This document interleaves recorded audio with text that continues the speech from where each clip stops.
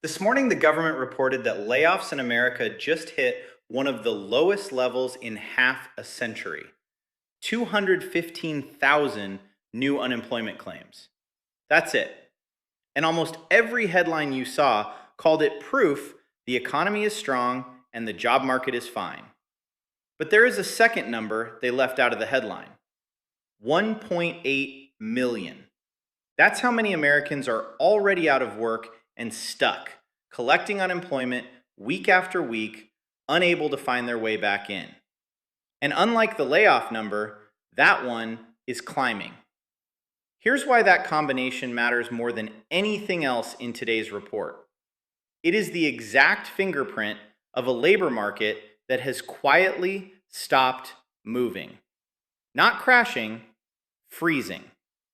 And a freeze is the thing that reaches your retirement savings long before a crash ever makes the news. Let me show you the number they buried and what it's quietly telling you to do with your money. I track this exact signal every week on a free dashboard I built. I'll show you where in a minute. For now, stay with the number because it changes how you read everything else. Start with how unemployment actually gets counted, because the whole trick hides in the gap between two numbers. The first number, the 215,000, is called initial claims. Think of it as the front door of the unemployment office. It counts the people walking in for the very first time, newly let go. When it's low, it means companies aren't doing mass layoffs. And they aren't. That part is true. It even came in lower than Wall Street expected. But every office has a back door. That one is called continuing claims. The people who filed weeks ago and are still there, still collecting, because they haven't found new work. That's the 1.8 million. And this week, it went up again. Now picture that office. Almost nobody new is coming in the front door, but the waiting room keeps getting more crowded because nobody is leaving out the back. Sit with what that actually means. The people who lose a job right now are getting stuck. The exits are closing. Economists have a name for this. They call it a low fire, low hire economy. Companies aren't cutting workers, but they've also quietly stopped hiring them. Here's the kitchen table version. Imagine a game of musical chairs. Normally, when the music plays, people move. Some sit, some stand, chairs open and fill. That churn is a healthy job market. But right now the music is still playing and nobody is moving. No new chairs are coming out, and the people left standing can't find a seat. The room looks calm. It is anything but. And this isn't just the claims numbers. 2 Fridays ago, the official jobs report showed the economy added just 57,000 jobs. And the 2 months before it were quietly revised down by 74,000 combined. The hiring engine is already slowing. The claims data just told us why. Once you're out, you stay out. So how stuck is it exactly? We can measure it. The government keeps a separate count of job openings. On the surface, that report looked great. Openings near a 2-year high. But a raw number of openings means nothing by itself. Divide it by the number of people actually looking for work, and you get the truth. Today, there is just 1.04 job openings for every unemployed American. 2 years ago, that number was close to 2. Every person out of work had 2 openings to choose from. Today, they have barely 1, and it's shrinking. That is the number underneath the headline. That is the freeze, measured.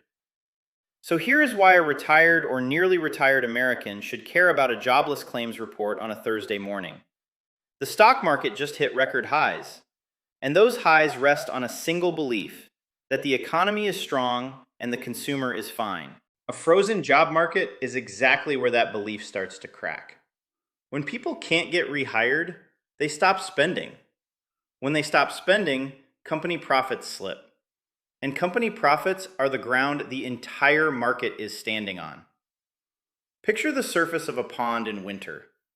From the top, it looks solid, frozen, safe enough to walk on. But underneath, the current has stopped moving.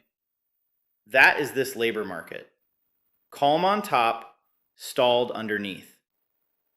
And every past time the exits jammed like this, in 2000, in 2007, the surface looked perfectly fine, right up until it cracked. This is the whole reason I built the Macro Command Center, a free dashboard at timtalksfinance.com/members. It puts continuing claims and that jobs per worker number side by side, so you can watch the freeze in real time, instead of taking a headline's word for it. It's the free fireside tier. No credit card. The link is right below this video. So what do you actually do while the job market quietly freezes and the market pretends not to notice? You stop treating the record high as a foundation and start treating it as a warning.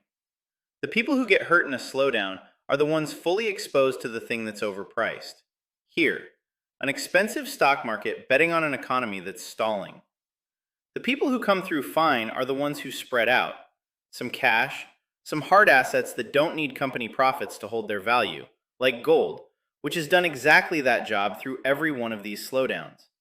And a slice in the one form of money that's outrun everything else this past decade, precisely because it sits outside the banking system and the corporate earnings machine, Bitcoin.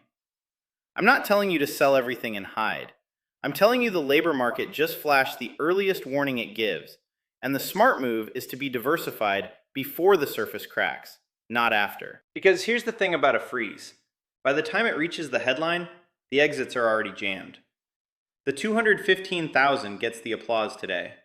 The 1.8 million is the number that's actually talking to you. Listen to it. If you want to watch these numbers with me every week, that free dashboard is at timtalksfinance.com/members. Link below, no credit card, about 2 minutes to set up. I'll see you on the next one.